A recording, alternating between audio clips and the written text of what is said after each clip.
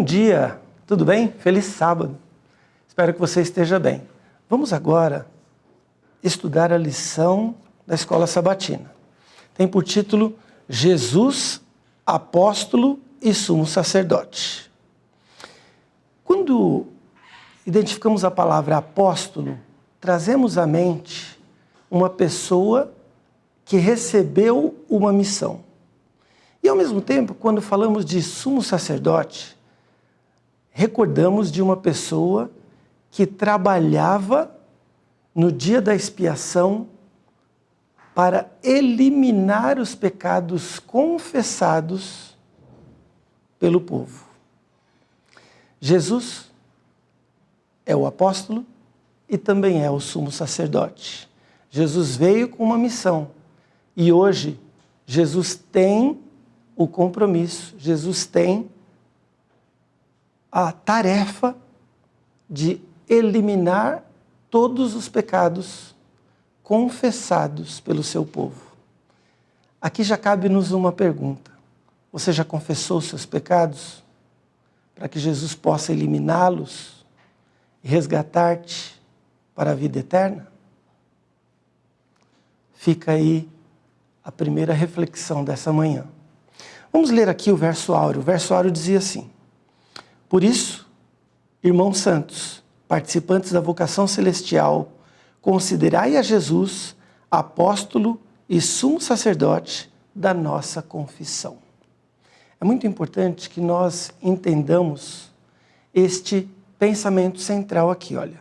Estudem Cristo, estudem seu caráter, detalhe por detalhe. Ele é o modelo que devemos imitar em nossa vida e em nosso caráter. Caso contrário, deixaremos de representar Jesus para apresentar ao mundo uma cópia falsa. Não imitem nenhum ser humano, pois as pessoas são defeituosas nos hábitos, na fala, nos modos, no caráter. Por isso, apresento-lhes o homem, Cristo Jesus. Vocês devem conhecê-lo individualmente como seu Salvador, antes de poderem estudá-lo como um padrão e exemplo. Então não se esqueça, você precisa estudar sobre Cristo, mas você precisa primeiramente aceitá-lo como seu Salvador, para que depois você possa tê-lo como seu exemplo. Não se esqueça disso. O primeiro tópico diz que Cristo é maior que Moisés. Aqui a pergunta fazia referência a uma comparação entre Cristo e Moisés. Nós podemos ver que Cristo é infinitamente maior do que Moisés. Moisés recebeu a missão de cuidar da casa de Deus, mas Cristo é o criador dessa casa. Cristo é o mantenedor dessa casa. Cristo é o proprietário dessa casa. Por isso, Cristo é infinitamente maior do que Moisés, apesar dos dois terem sido libertadores, não é mesmo? No segundo tópico, a pergunta fazia referência ao exemplo que o antigo Israel deu. A pergunta era assim: como o exemplo do antigo Israel revelou a incredulidade do povo e qual foi o resultado disso?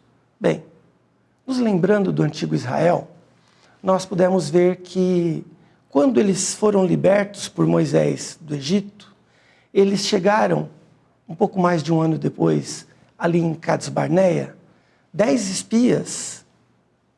espias foram pesquisar a terra prometida e 10 espias voltaram com uma notícia terrível. Nós não conseguiremos avançar. Eles entendiam que pela força deles era impossível avançar. Josué e Caleb, no entanto, fizeram referência, tentaram lembrar aos israelitas de que não era a força dele que contava, não era a força deles que contava, mas sim a força de Deus. Eles haviam visto tantas maravilhas, 10 pragas que fizeram o Egito se prostrar ao Deus eterno. Eles viram um mar se abrir, eles viram o exército do Egito sucumbir dentro daquele mar. Eles viram uma coluna de fogo que aquecia na noite, eles viam uma nuvem que acalmava o calor do sol durante o dia, eles viram tantas maravilhas, e mesmo assim, na hora que eles tiveram que crer em Deus, eles foram incrédulos.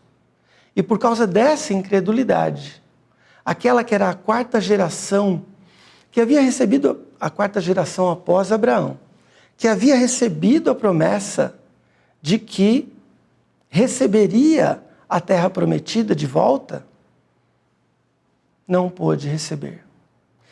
A promessa era real. A promessa estava pronta para ser cumprida, mas eles rejeitaram e não receberam a vitória por terem rejeitado o poder do Senhor. Muitas vezes nós fazemos isso. Muitas vezes nós temos ao nosso dispor toda a ilustração, a experiência e o entendimento do poder de Deus, mas fraquejamos. Não confiamos de que Deus pode resolver. Tentamos resolver por nós mesmos. E quando tentamos resolver por nós mesmos, normalmente fracassamos. Aqueles homens foram incrédulos. Nós também temos sido incrédulos, mas precisamos hoje tomar a decisão de abandonar a incredulidade, de nos apegarmos a Cristo e de seguirmos lado a lado com Ele, rumo à vitória. Quando chegamos no terceiro tópico, nós vimos que precisamos, pela fé, fazer parte da natureza divina. E como isso é possível? Isso só é possível quando nós nos aproximamos diariamente de Jesus e nos relacionamos com Ele a ponto de sermos reconhecidos por onde quer que andemos. Certa vez, um homem ajudou uma menininha que era cega. E ele, depois de ajudá-la, depois de se esmerar em ajudá-la detalhadamente, com todas as suas forças, ela não o conhecia, mas ela disse assim: moço, eu acho que eu sei o seu nome. Aquele homem se assustou. Ele disse: qual é o meu nome? Ela disse: o seu nome é Jesus. Sabe, queridos, quando nós nos relacionamos com Jesus intensamente, nós somos reconhecidos como cristãos, como pessoas que fazem as mesmas coisas que Jesus fazia. Será que você já fez isso hoje? Será que você já mostrou para os seus familiares, para os seus vizinhos, para as pessoas da escola, para as pessoas da igreja, que você tem andado com Jesus? Você tem se parecido com Jesus? Para que você possa se parecer com Jesus, você tem que ter uma comunhão com Ele. Não se esqueça disso. O quarto tópico diz que precisamos encontrar descanso em Jesus. E o chamado de Jesus para cada um de nós é que nós nos acheguemos a Ele. Ele diz: vinde a mim, todos os que estáis cansados e oprimidos. Tomai sobre vós o meu jugo e aprendei de mim, que sou manso e humilde de coração. Sabe, queridos, quando nós nos aproximamos de Jesus, tudo muda. Passamos a ser alegres, passamos a ter paz no coração, passamos a reconhecer que a vitória está ao nosso alcance. Nós não podemos perder de vista que o poder está em Cristo e é Ele que poderá nos dar uma vitória duradoura, uma vitória real, uma vitória que irá transformar de fato as nossas vidas. Por fim, no último tópico, falava sobre o jugo de Cristo. E, queridos, quando nós entendemos que o jugo de Cristo é suave, nós podemos nos apropriar dele. O jugo de Cristo é o que nos dá força para permanecermos ao seu lado. A nossa lição dessa semana diz que o jugo de Cristo é a sua lei, é a lei do amor, é a lei ampliada por Ele no Sermão da Montanha. Você se lembra?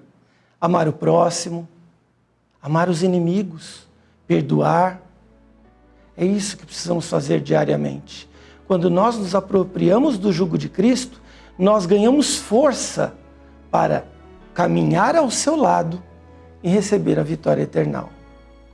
Que você, nesta manhã, possa se apropriar do jugo de Cristo e juntos, eu e você, apropriando-nos do jugo de Cristo, recebermos a vitória que vem dele, somente dele.